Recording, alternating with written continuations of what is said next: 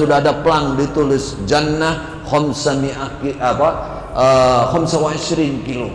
Surga 25 kilometer lagi. Wah, tambah sawana. Disitulah saya gemeter, redek saya. Ini kemana nih Pak supir? Ternyata setelah dekat, supirnya ngerem dan belok kiri. Akhirnya saya bantah supir, wahai supir ya Said, tadi panggil jannah-jannah, sekarang kok jadi belok kiri, kemana ini? Katanya supirnya, ilan nar. Lebih baik gak apa-apa, pincang gak apa-apa, jalan kaki, yang penting saya masuk surga. Itu namanya pilihan. Ketika kita memilih keduniaan, namun keduniaan itu membawa kita ke neraka, maka kita akan menjadi orang yang celaka dunia akhirat, waliyadzubillah. Ketika kita pasti memilih surga, memilih akhirat, umpama betul, ini umpama betul, kata-kata saya umpama betul, dunianya tidak berhasil, itu masih kuruk, kata orang Jawa. Apa masih kuruk ini? Bahkan wani susuk masih beruntung. Umpama dunianya rugi, nggak dapat, tapi dapat di akhirat, dapat surga, itu masih beruntung dan masih berani mengembalikan sesuatu, memberikan sesuatu. Yang penting dapat surga. Siapa yang keinginannya, cita-citanya, tujuan utamanya hanya keduniaan ini, kata Rasulullah, farraqallahu alaihi amrahu, maka Allah akan memecah belah, memisah-misahkan, memorat-maritkan, diorat-arit kalau kata Allah, amrahu, perkara dia di dunia. Kata Rasulullah sallallahu alaihi wasallam, kalau tujuan utama hidupnya hanya keduniaan, maka pasti tidak akan pernah berhasil. Oleh Allah akan dipecah, dimurat-maritkan perkaranya. Wa ja'ala faqrahu baina 'ainaihi, dan kefakiran akan diletakkan di dua mata dia. Orang yang kaya secara materi, banyak yang kefakirannya masih ada di antara dua mata. Apa penyebabnya? Karena dia memilih jalan dunia. Yang ada di benaknya dunia.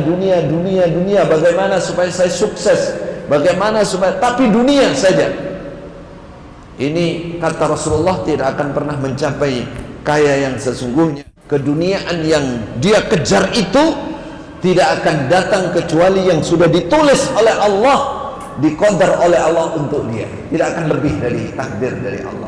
Bagian dia tidak akan lebih dari.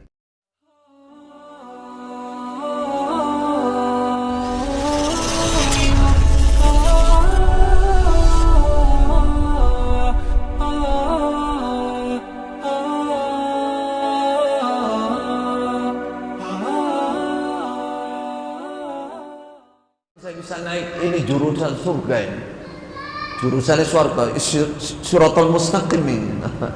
Akhirnya dia naik, saya berhasil, wah senang sekali, kata saya, senang banget saya di atas, gak apa-apalah, berdiri panas gak ada masalah, yang penting ini jurusan surga. Wah, begitulah dalam perjalanan, ya.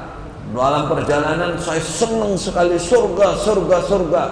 Pinggir jalan sudah ada pelang ditulis jannah khamsami'ati khamsa wa 20 kilo. Surga 25 kilometer lagi. Wah, tambah sawana. Wala lagi tinggal jannah 10 kilo. Surga tinggal 10 kilo lagi. Wah, sawana.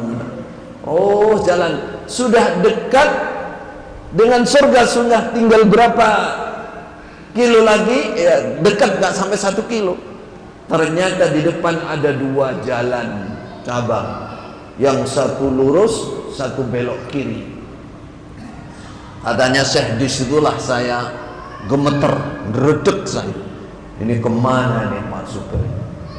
Ternyata setelah dekat, supirnya ngerem dan belok kiri. Akhirnya saya bantah supir, wahai supir ya Said, tadi panggil jannah-jannah, sekarang kok jadi belok kiri, kemana ini? Katanya supirnya, ilan nar, ke neraka ini. ke neraka ini. Katanya saya tadi, wah saya bingung gimana nih mau keluar, bisnya kenceng sekali. Saya pikir daripada saya masuk neraka lebih baik saya lompat saja. Akhirnya saya lompat lewat jendela, ternyata mobil saya nabrak. Ngantuk itu tadi. Jadi tidur sekejap tuh mimpinya segitu itu. Bangun-bangun sudah nabrak dan akhirnya masuk rumah sakit ini.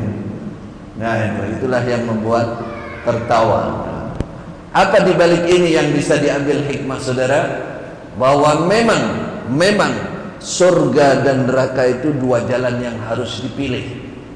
Ya, walaupun ini tadi mimpi, tapi betul-betul mendebarkan bagi syekh itu saudara, yang mengalami bagaimana orang sudah lurus ke surga, belok ke kiri ditanya kemana Pak Supir?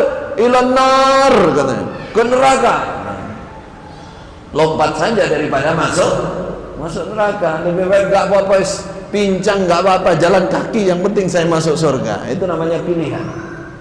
Namanya pilihan. Saudara, ini mimpi, kita tidak diajak bermimpi, kita diajak melihat kenyataan. Memang hidup ini harus memilih, kita harus memilih.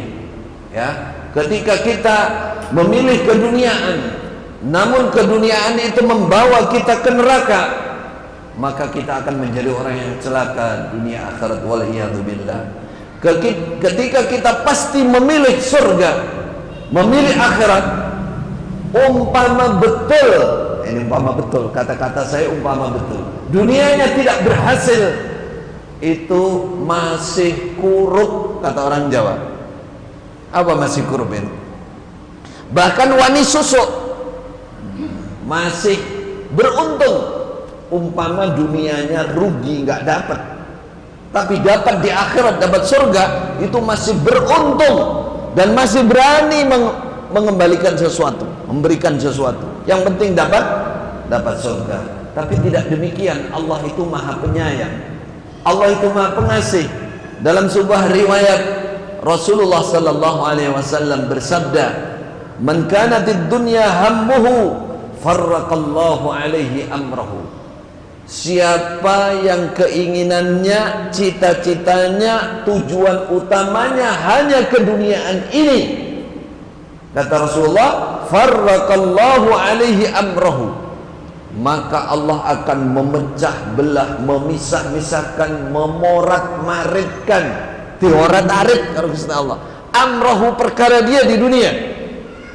Nggak akan pernah sampai dia kepada yang namanya kesuksesan. Kesuksesan materi itu belum tentu jaminan, karena manusia itu hidup dengan hati, dengan perasaan. Banyak orang kaya konglomerat tapi hidupnya sengsara, bahkan mau tidur tidak bisa kecuali kalau minum obat tidur. Ada yang begitu? Ada, banyak.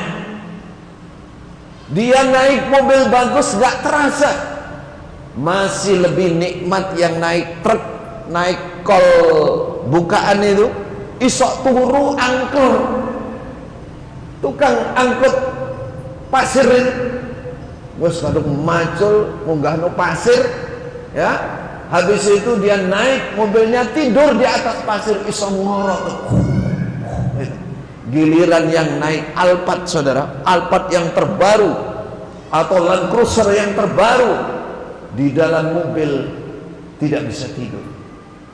Yang ada pikiran susah, pikiran stres, diperiksa darahnya naik, darah tinggi, penyakitnya tambah, waliyadzubillah. Kelihatannya saja sawang sinawang.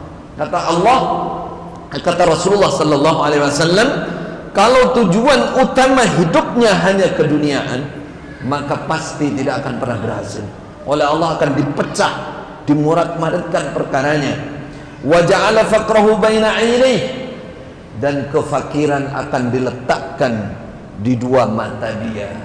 Artinya setiap dia melihat apapun, maka perasaan fakir itu selalu ada. Yakinlah itu saudara.